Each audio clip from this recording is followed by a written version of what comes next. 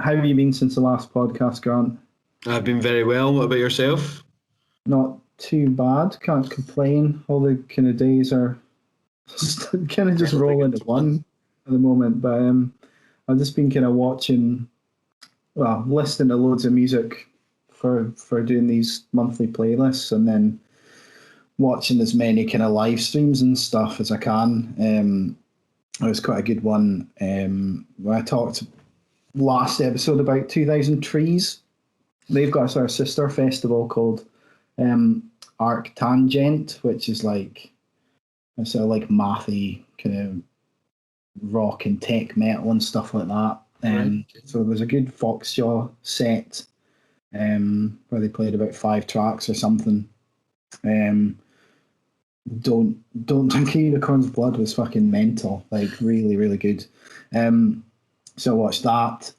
Code Orange did another live stream event where they it was like a sort of MTV unplugged sort of style a thing they did. So it was like a stripped back set, like candles everywhere. It had like a weird pre-show, which was almost like something you would have seen on MTV back in the day. There was loads of music videos and like got sort of interviews and stuff in between. So they had like videos from like bands like Turnstile and Higher Power, like sort of lots of hardcore bands.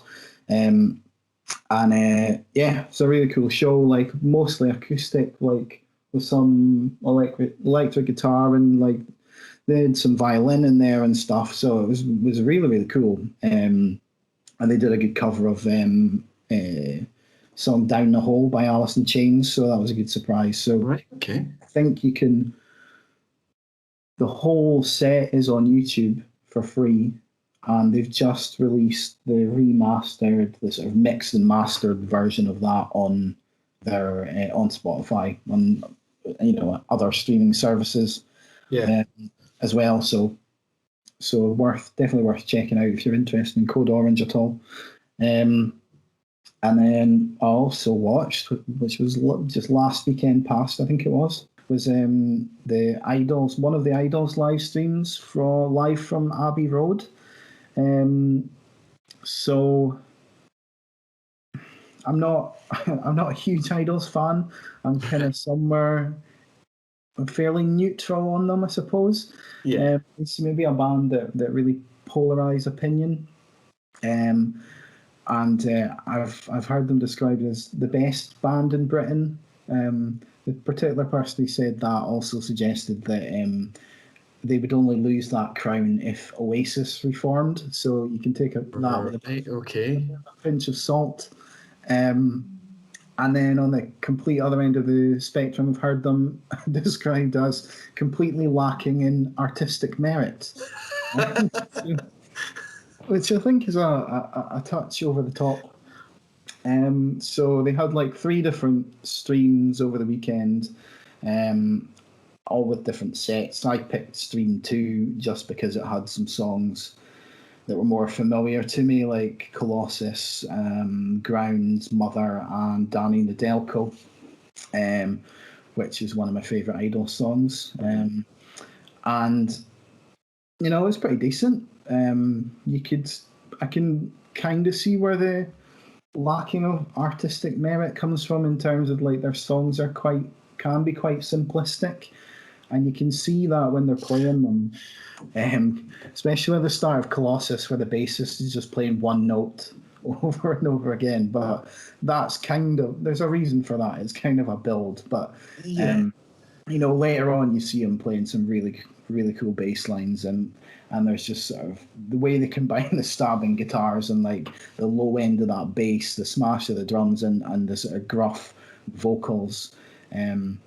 It's a pretty good time, and the band seem to be having a fantastic time performing it too, which is good to see. So most of the songs sounded really massive, and the sound quality was really good for the stream, and it was an odd couple of strange moments during the song Mother. There was a sort of a kind of musical interlude where One of the guitarists and the front man just started singing random lyrics from 90s songs. And one of them was like climbing up on top of the amps. So it kind of felt a little bit like, more like a live gig in that kind of sense where anything could happen kind of thing. So it's quite fun. And they did a cover of Reptilia by the Strokes. All right, okay. Which, they did their own spin on it, and it didn't have that main riff from Reptilia that makes the song so good. So, like I said, they made it their own, but I don't know whether, it wasn't that great, to be honest. Could you tell it was Reptilia? Like, You could sort of, or were you like a minute or so into the song before you were like, oh fuck, that's Reptilia by the Strokes? I wouldn't have known that's what it was until the lyrics came in. Right, okay. So it's a bit like seeing Bob Dylan live then. So no, because that sort of main riff and like that opening riff and stuff from the song were gone. Yeah. It sounded nothing really like they do on the original. It was hard to tell, but it was an interesting take on it. I'll put it that way. Danny and I can't even say it now. Danny Nedelko was great as always. Grounds, I think, is one of the new songs. So that was Can You Hear the Thunder or whatever it goes like. That sounded That's really one of good. the late singles, isn't it? Well, it's released a few months ago, but it's one of the late singles. Yeah, so that sounded really good. And they also did the song Model Village, which I've pretty much decided I actively dislike. I haven't heard that song. Is that one of their newer songs or one of their older ones? I think it is their newest song. All right, okay. But again, I think it's been out for a few weeks now, so it's all right. It's just, I don't know. I think the lyrics just kind of annoy me. They're just sort of stupid, and I don't know. It's just the way they're sung, and I just don't like it, Grant. That's okay. That's okay. So you're allowed not to like a song. Yeah, totally. So in general, like not particularly being an Idols fan, I really enjoyed that set.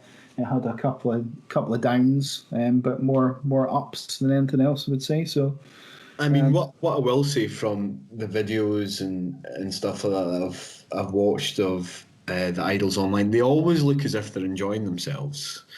I remember watching their NPR Tiny Desk set. Aye. Again, looked as if they're really enjoying themselves. And there was a video that I watched a wee while ago now. It's probably a good couple of years old now, come to think of it. It was them playing Never Fight a Man with a Perm. And I'm pretty sure they're playing it in a pub. And the lead singer, is it Joe Talbot? Yeah. He's just kind of like storming about this pub. It just looks like, a lot of laughs. Yeah. Yeah, I mean, at the end of Model Village, when they finished, Joe Talbot was like, for anyone who doesn't understand nuance or metaphor, the village is England. So it's like just taking the piss out of folks. So quite. I think they'd definitely be an entertaining band to see live. Yeah. So yeah, worth checking out. I think they've released or are releasing some of those videos on YouTube, so you can see clips of some of the songs. So worth checking out. Their album is out on the 25th of September. It's called Ultra Mono, so probably worth checking out. Yeah. Right on. Cool.